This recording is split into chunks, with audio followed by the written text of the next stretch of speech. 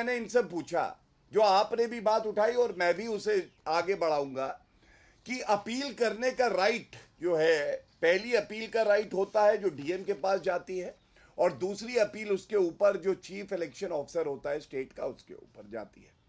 89 इन्होंने appeal total file करी है, मतलब कांग्रेस ने और विभिन्न दलों ने, और एक सेकंड अपील है।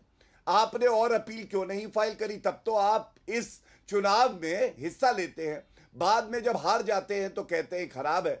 दूसरी बड़ी बात, मैंने जो सवाल उठाया, आप बताइए, महाराष्ट्र और झारखंड के चुनाव के नतीजे एक दिन आए, अगर इलेक्शन कमीशन ऑफ इंडिया अपना कार्य नहीं ठीक से कर रहा, बेईमानी कर रहा है, आपका यही कहना है, तो क्यों नहीं आप फिर झारखंड में इस्तीफा देके सारे लोग सर्वोच्च न्यायालय जाते हैं?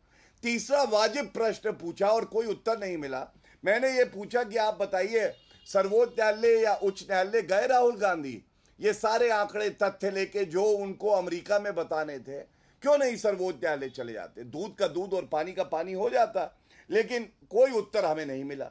ठीक है, अब मैं आपको सर्वोच्च न्यायालय क्या कहता है ये बताता हूं।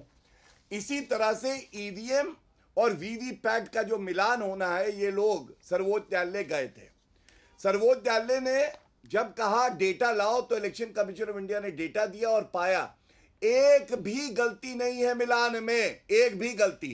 तो उन्होंने एक ऑब्जर्वेशन दी जिसका सारांश मैं रख देता हूं। उन्होंने कहा कि however it is also necessary to exercise care and caution when we raise aspersions on the integrity of the electoral process.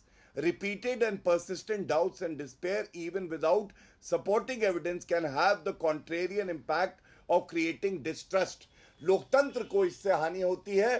सर्वोच्च न्यायालय ये कहता है जब कोई तथ्य आधार आपके पास नहीं होता है। मैं समझता हूं सर्वोच्च न्यायालय का तो कम से कम सम्मान करना चाहिए राहुल गांधी को।